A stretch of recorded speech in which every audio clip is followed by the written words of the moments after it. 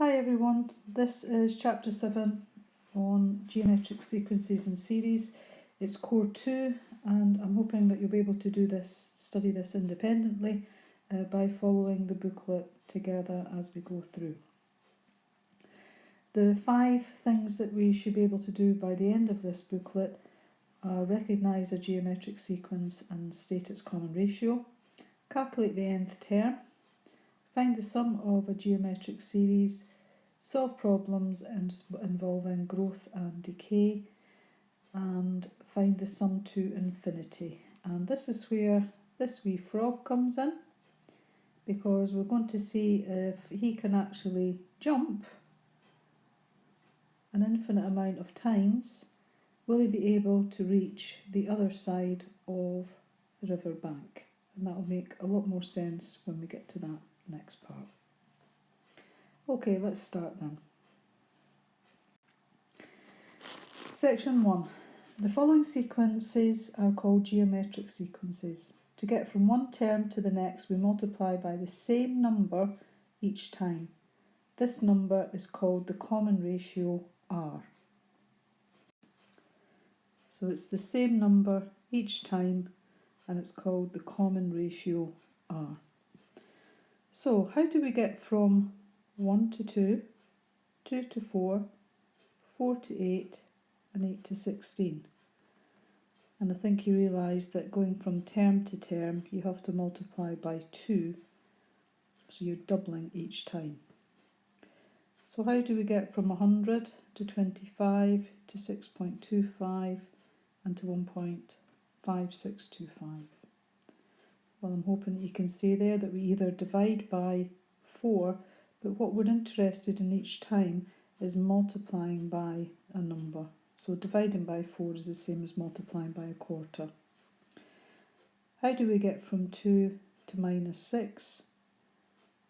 From minus 6 to 18, from 18 to minus 54, and from minus 54 to 162. Well, it's seemingly getting bigger, but we're toggling between plus and minus numbers. So in this case here, to get from 2 to 6, we'd multiply by 3, but it's minus 6, so we're going to have to multiply by minus 3. So in each of these cases, we've actually got a common ratio. So the common ratio for the first one would be 2. The common ratio for the second one would be a quarter. And the common ratio for the third one would be minus 3. What you can notice here, it can be a positive or negative whole number, it could be a fraction, the quarter could actually be written as a decimal, so 0.25. So it comes in lots of different forms.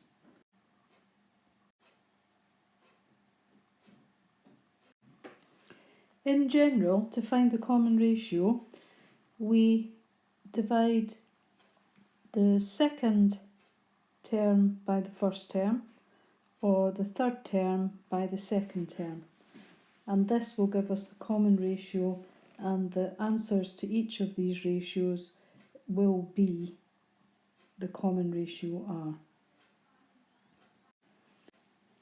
In example 1, we're asked to find the common ratio in each of the following geometric sequences. If we look at part A, our second term divided by our first term is going to be 10 divided by 2. So the common ratio there is 5. Or we could have done u3 divided by u2, which is 50 divided by 10, which is also 5. So the common ratio R is equal to 5. And that's consistent between two consecutive terms. For part B, we can do the same again. We can take the second term divided by the first term, which is minus 30 over 90, and that cancels down to be minus a third. Or similarly, we could have done u3 divided by u2, and that would have given us 10 divided by minus 30, which is equal to minus a third. So those both agree, so r is equal to minus a third. If the sequence is geometric, then it will have a common ratio r, and we can find that out between subsequent or consecutive terms, and it should be consistent along the way. What I'd like you to do now is on exercise 7a, can you just do question 2 please? If you pause the video just now, try them for yourself, and then I've got the solutions to that for you. As you can see, the answers to question 2 are on the page here. I will work through part A just to make sure that you've got the right workings for it, right calculations. So R in this case would be U2 divided by U1, which in this case would be 15 divided by 5, which gives us a common ratio of 3. So to get the next terms, we start off at 5, 15, 45. So we take 45 and we multiply it by 3, and that would give us 135. So that would be term U4. Then we take U4, which is 135, we'd multiply that by 3, and that would give us 405, and that's the fifth term. And to get the sixth term, we just take the previous term, multiply by 3, and that would give us 1215, and that is term number 6, U6. Can you please check your other answers and make sure that you've got them correct? Any problems, then bring them into lesson, we'll have a look at them. Section 7.2. You can define a geometric sequence using the first term A and the common ratio r. This is very similar to what we did in arithmetic series in C1.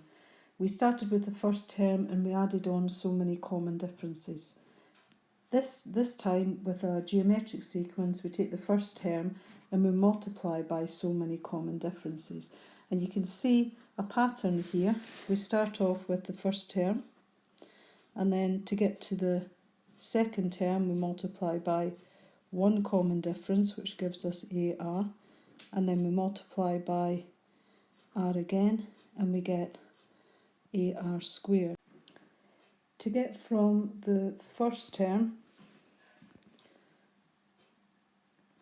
to the third term, so from the first term to the third term is actually AR squared. And you can see that we've got a general term, the nth term, UN, is the first term you start with, and then you multiply by the common ratio to the power of n minus 1. And all that means is that if you have got the, say the fourth term, that would be start off with A, your first term, and then you multiply by 3 common differences. So whatever term you're looking for is one less, and that's very similar to what we did before when we did arithmetic series. The formula here, this is actually given in the Edexcel formula booklet, so you don't have to memorise that. So if I said to you, I want to find out the 10th term, then that would be the first term multiplied by the common difference to the power of 9, and so on. What I'd like to do now is look at example 2, and what we have here are two geometric sequences, and we want to find out the 10th term and the nth term. So looking at A part 1, we want to find the 10th term.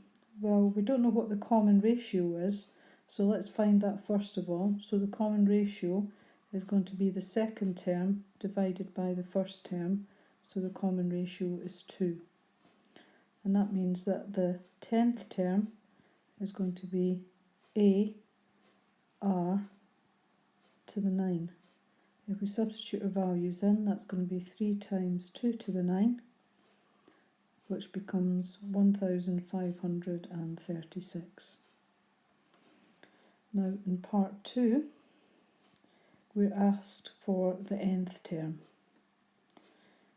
Well, we know that a is equal to 3.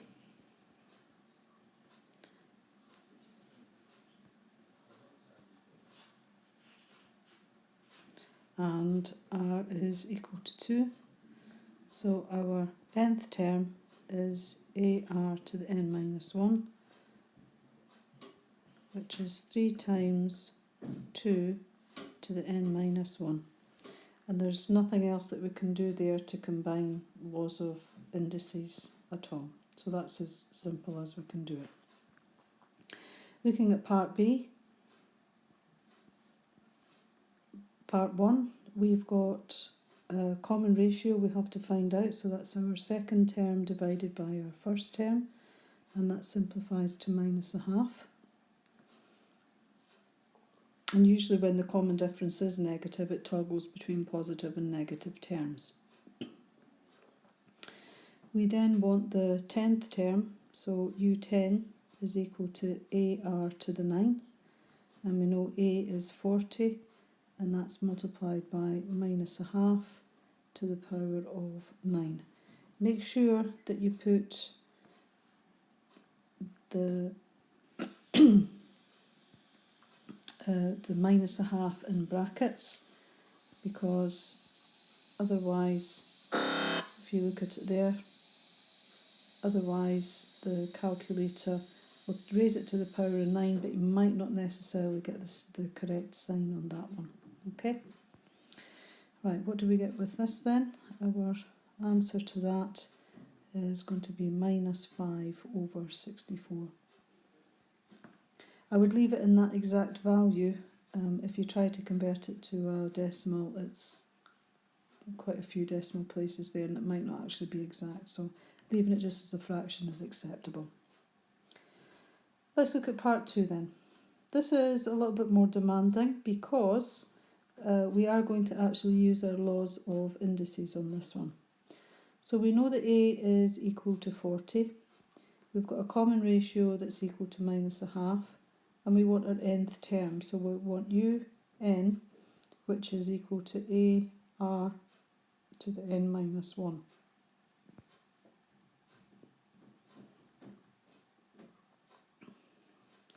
Right, how does this work then? Well, if we substitute our values in, we have 40 multiplied by minus a half to the power of n minus 1. And the bit that we're interested in trying to do is this part here, because we have got a power. We can split this up because the n minus 1 applies to the numerator as well as the denominator. So let's try and find out a simplification of this part here.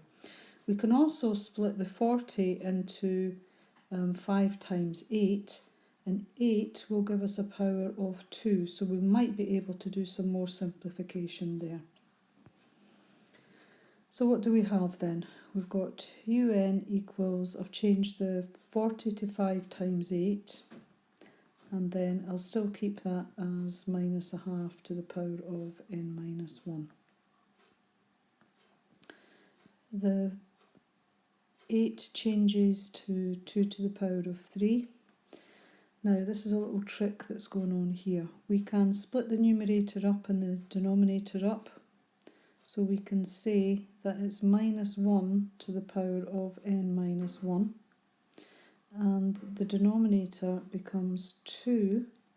Now it's not to the power of n minus 1, remember, using the law of 1 over a squared, say, that would give you a to the minus 2. So as soon as we bring it to the top, then that's going to be to the minus n plus 1.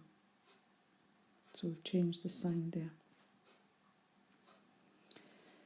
Right, how can we rearrange this then? Let's move this few terms around. Right, if we bring the minus 1 to the n minus 1, and that's multiplied by 5, and then we can bring the 2 cubed and the 2 to the minus n plus 1. Now these two terms here have got the same base, so when we multiply indices together we add the powers. So that then becomes minus 1 to the n minus 1 times 5, and then if we add 3 with minus n plus 1, it becomes 2 to the 4 minus n.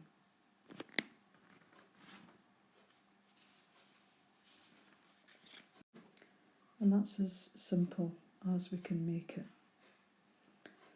But I'd like to look at the next example.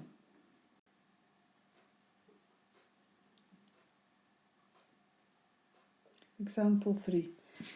The second term of a positive geometric sequence is 4 and the fourth term is 8. Find the exact values of the common ratio, first term and the 10th term. The keywords then, we want second term, so we know that's AR to the 1. It's a positive geometric sequence, so it's all positive numbers, there's no negative numbers in there at all.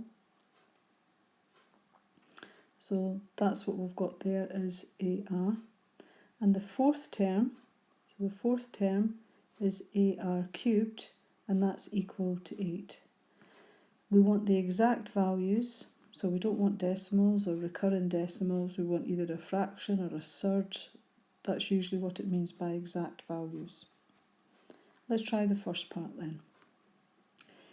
I know from the example from the question, we've got the second term, and the second term is AR, and that's equal to 4. I also know that the fourth term, it was given to us, and that was AR cubed is equal to 8. We'll call this equation 1 and we'll call this equation 2. We've got two equations, two unknowns, and the usual way that we solve them is we can take 2 and divide it by 1. And that allows us to find R. So what do we get then? We get AR cubed over AR is equal to 8 divided by 4. If we do some cancelling, we can cancel the A's. The R cancels with that to give us R squared. So R squared is going to be equal to 2. So R is equal to the square root, which could be the plus or minus value of 2. However, in the question, it did say it was a positive geometric sequence. If that's the case, then we have to take R as root 2.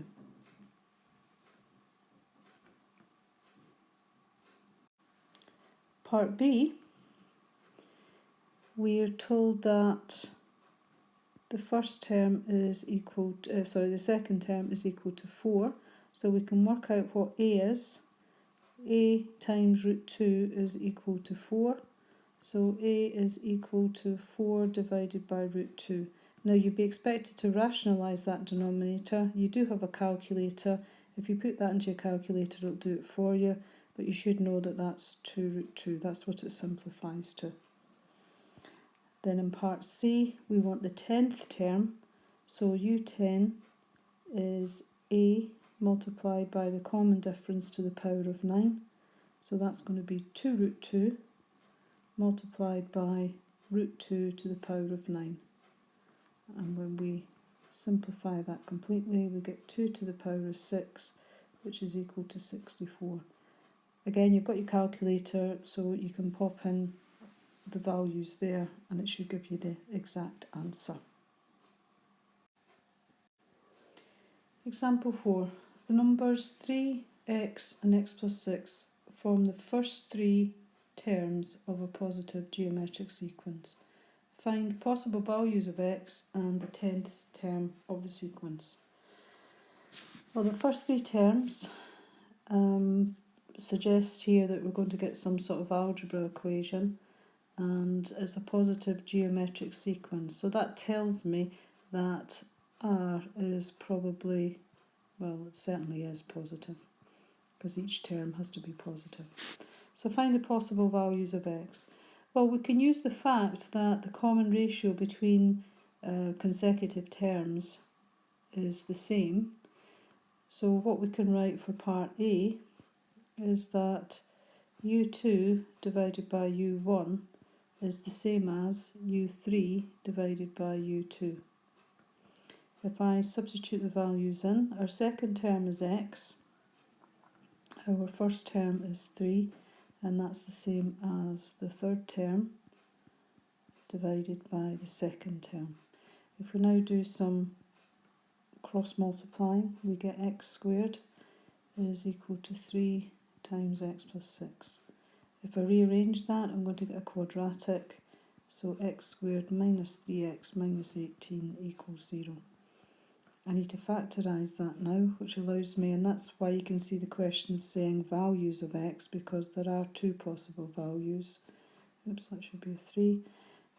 That's going to give me a minus and that's a plus. So x could either be equal to minus 3 or x could be equal to 6. Now in the question it says positive terms, therefore we have to disregard this one, and therefore x is equal to 6. If that's the case, our first three terms then, if we look at part B, we're going to get 3, then 6, and then 6 plus 6 is 12. So if we want the 10th term, it's a r to the 9. So our 10th term is going to be a, which is 3 multiplied by the common ratio. The common ratio is equal to the second term divided by the first term, so that's equal to 2, and that's 2 to the power of 9. You have a calculator available, pop that in, and it comes out with 1536. You should now be able to use all these facts about geometric sequence so far to do exercise 7b. And I'd like you to do questions 1 and 3. At this point, if you do the questions, pause the video. I will do the answers on the next page. You can check them and then we'll move on to the next part.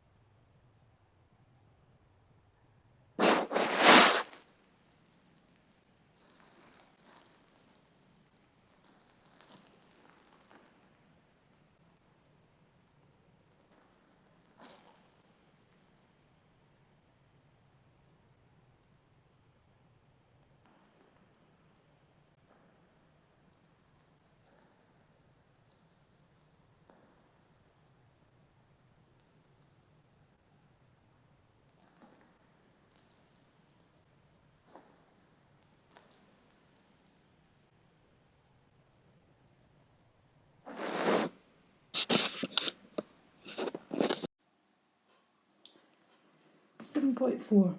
You need to be able to find the sum of a geometric series. There are two forms of this. You can see both of them here. So for the first one, that's when we use this when r is greater than 1. And as you can see there, if r is greater than 1, you're going to get a positive number on the top and a positive one on the bottom. So it takes care of any signs at all. And the next one you use when r is less than 1. And again, you can see there that it keeps the signs consistent on the top and the bottom. And this one here is actually given to you in the formula booklet. Now, sometimes you're asked to do the proof of this. Here is the website from Exam Solutions that you would be advised to have a look at. I'll just take it up here for you, and you can see that that's the website there. That's the URL, and if you go to that, it's a little 5-minute video. The proof is sometimes asked in exam questions, so as we did with the arithmetic series, it's a little bit different for the geometric series, but you must be able to do that. So work through that, and you'll be well versed in proving the formula.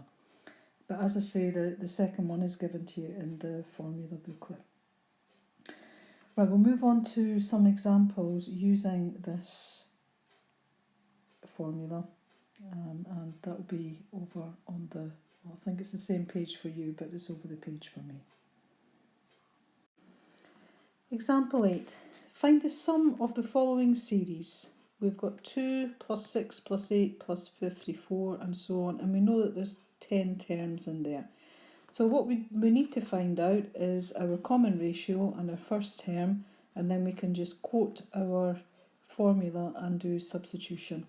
So in the case what we have here is we know that R must be the second term divided by the first term, so it's equal to 3. We know the first term is equal to 2. We quote for 10 terms.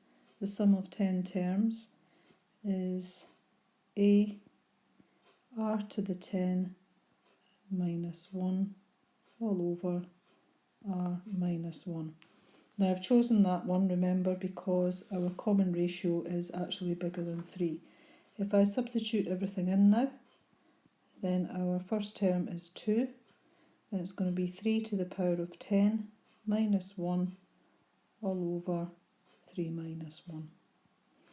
And we pop that into your calculator, you get a final answer of 59,048. Part B is still asking for the sum of the series, but we haven't been given the amount of terms that we've got. So we can work out our common ratio, which is the minus 512 divided by 1024, and that works out to be minus a half. We know that A is equal to 1024. But we've got to find out how many terms we've got. Well, we know that the last term is 1, so that means that the nth term is 1, so that means that un is equal to 1, so that implies that ar to the n minus 1 is equal to 1. If we now substitute our values in, we might be able to find out what n is. So A is 1024, R is minus a half to the n minus 1 is equal to 1. This is very similar to the previous example that we looked at. We have to use our laws of indices to try and simplify and work out what n is. Looking at what we have, our 1024 is multiplied by, and I'm going to apply the laws of indices here. So the numerator is minus 1 to the power of n minus 1, and the bottom line is 2 to the power of minus n plus 1, and that's equal to 1.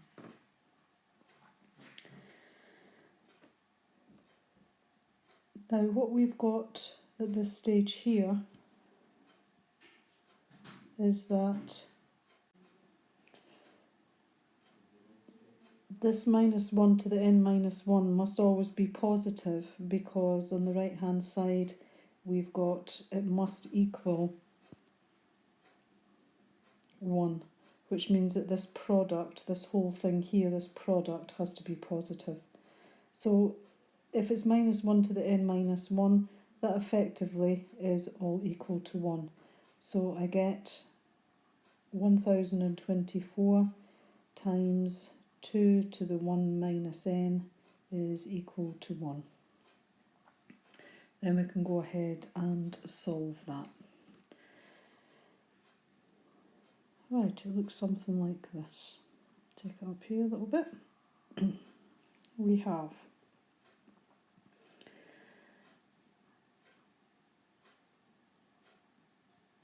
2 to the 1 minus n is equal to 1 over 0, 1024. We could use our laws of indices and say that 2, 1 over 2 to the n minus 1, because we change it round, is going to be equal to 1 over 1024. So that tells me that 2 to the n minus 1 must be equal to 1024. Now at this stage, you may recognise that we have 1024 is actually a power of 2. If not, then you have to take logs of both sides basically. And we can do this by taking log to the base 2, or because our calculators can work like that, or you'd have to consider change of base. But what I'm going to do is, because your calculators can actually work on this, I can actually take logs to the base 2, as you would do as well. So log to the base 2 of 2n, 2 to the n minus 1 is log to the base 2 of 1024. Using our laws of logarithms, this can come to the front, so we get n minus 1 multiplied by log to the base 2 of 2, and you should know that this here is equal to 1, and that's still equal to log to the base 2 of 1024. And when we work that out on the calculator, we get n minus 1 is equal to 10, so that tells me the number of terms that I do have is 11. So we now want to find out what the sum of 11 terms are for this geometric series. We use the sum of n terms, and in this case it was 11. I've used the formula where r is 1 minus r on the bottom because r is less than 1, and eventually when you calculate it you get 683 is the sum of 11 terms of this geometric series. So really what we've got here is looking at the first part. We needed our laws of logarithms and our laws of indices basically. So that's your synoptic element of C2. Example 9. Now this is an example of a growth question, and you've come across it before as compound interest at GCSE. So we call these growth problems in as much as it's an investment and the actual amount that's invested does increase year on year. So an investor invests £2,000 on January the 1st. So we could say to ourselves here that that must be the first term, because it's the first thing that's actually been, so that part there, that must be A. And it's put in a savings account that guarantees him 4% per annum. So what we're doing is we're adding on 4%. So if we say to ourselves, £2,000 actually represents 100%, and if you're increasing that by 4%, then that means that R must be 104%. but we have to write r in terms of a number rather than a percentage, so that'd be 1.04. So it's increasing every year. How much will be in the account at the end of the 10th year? So how much will be in the account? So that's an accumulation, so that's going to be a sum. So we're looking at 10 years. So that tells me that I need the sum of 10 terms. So it's not the 10th term, it's the sum of all the 10 years altogether. Now, because r is greater than 1, I'm going to use the formula where we have r to the power of 10 minus 1, and on the bottom we've got r minus 1. So pop in our values. So we've got 2000, we've got 1.04 to the power of 10 minus 1, and that's all over 1.04 minus 1. If you do your calculations on that, we should get a final answer of £24,972.70. Because it's money, make sure that you give it to a reasonable degree of accuracy, which is your 2 decimal places. What I'd like you to do now are questions 2 to 6 on exercise 7D. So you can pause the video just now, have a go at those, see how you get on, and then come back and the answers will be revealed.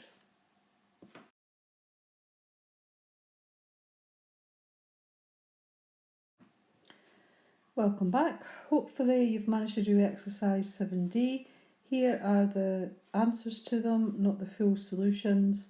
If you've got any problems with them, then bring them to lesson and we will go through them. Here we have Freddy the Frog. And this is a little bit of the explanation that I showed you at the very beginning, where it was a sum to infinity. So what we've got is Freddy, and he can jump. His first jump can be 1 metre. So he can jump from the riverbank here, 1 metre, but then he gets really tired and can only jump half the distance he jumped before. And there's a strategic lily pad here that he can jump onto. So he goes from the left hand side, 1 metre, then 0.5 metres, and then half the distance again to do. If he could keep going, the question is, can he reach the other end of the bank? And this is a sum to infinity problem, and we'll see later on if he actually can. Going back to our frog again, we can see that our first jump was a equals 1. Then it went from 1 to a half to a quarter. So our common ratio is 0.5. It does lie in between -1 and 1, so it does have a sum to infinity. So let's just see if the frog managed to jump forever, would it reach the other side? So A is equal to 1 all over 1 minus 0.5, which is 1 divided by 0.5. 1 divided by a half is actually 2. So yes, if the frog could jump and jump and jump, then it will actually reach the other side. So that's your sum to infinity in a practical problem. This is the last section, and you need to be able to find the sum to infinity of a convergent geometric series. Convergent means that the common ratio must lie between -1 and 1. So it converges to a certain value. If it diverges, then it's getting the sequence or the series is getting bigger and bigger. So if you, for example, if you had a common ratio of 2, you're multiplying, you're doubling it every single time, so it's going to get bigger and bigger. It can't, if you add up all the terms tending towards infinity, it will not reach a certain value. It'll just get bigger and bigger. It'll tend towards infinity, in fact. So what we need, and this is one of the key things, for a sum to infinity, r has got to be in between -1 and 1. And the other way that we can write that is the modulus of r is less than 1. So those two statements are exactly the same thing.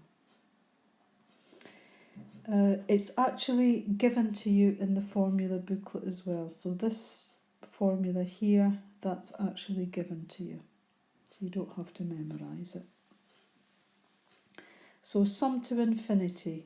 As you know, the symbol for infinity is like an 8 on its side. So if we take the sum of n terms, which is our original one that we were using from before, if r to the n tends towards infinity, if the power of n gets bigger and bigger and bigger. So if r tends towards, r to the n tends towards 0 as n gets bigger and bigger and bigger. Because what you're doing here is you're taking a number that is less than 1 and you're raising it to a very, very high power. And as soon as you do that, then it tends towards 0. If that's the case, then you can see here that r to the n becomes 0 and we've got the sum to infinity as a over 1 minus r. Let's find the sum to infinity for the following series. Right, what do we need then? So if we quote the equation, we have sum to infinity is equal to a over 1 minus r. We know a is equal to 40, and the common ratio, well, we can work that out from 10 over 40, which is a quarter. And we know it's got a sum to infinity because it does exist because r is less than 0, or r actually lies in between -1 and 1. So that's possible. So it's going to be 1 minus a quarter. And the solution to that is 160 over 3. Leave that as an exact value. Top-heavy fractions are acceptable. That's absolutely no problem. But the next one that we've got is a bit of algebra going on.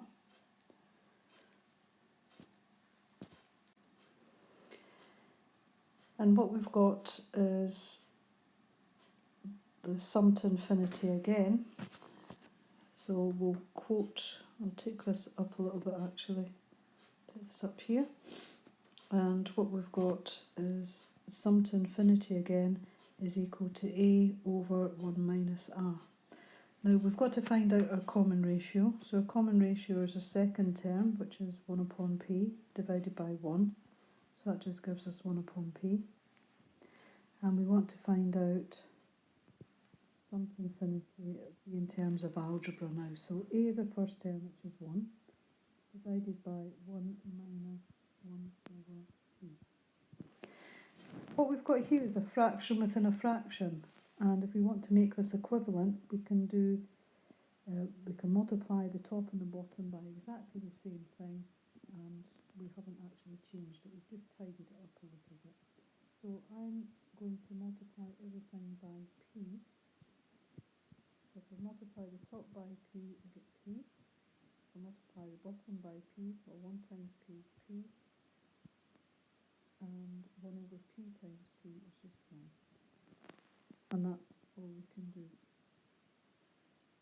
It has a sum to infinity only if the common ratio is in between -1 and 1. So this would only be valid, it would only exist if 1 over p is in between -1 and 1. So sometimes you ask for conditions for the sum to infinity to be valid. This is the last example, and then I'll let you loose on the exercise. Example 13. The sum to 4 terms of a geometric series is 15, and the sum to infinity is 16. I can write down two equations from that, so I can say that the sum of 4 terms is equal to 15, and the sum to infinity is equal to 16. If we now substitute that into the formula, we get 15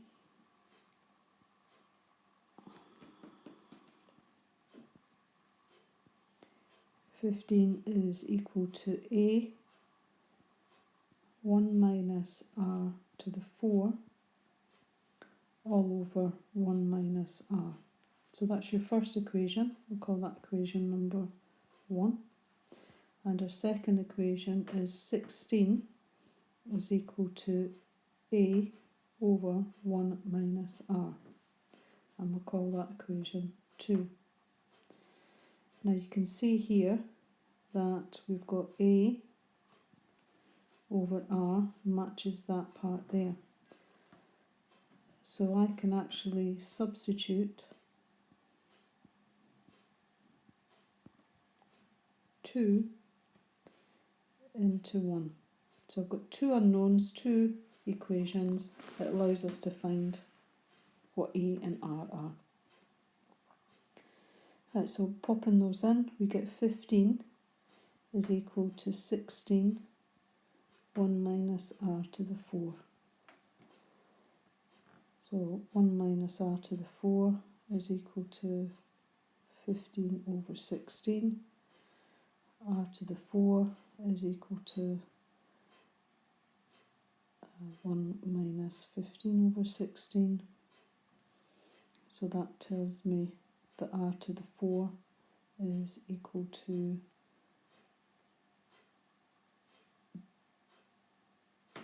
1/16. Now it's asking to find the possible values.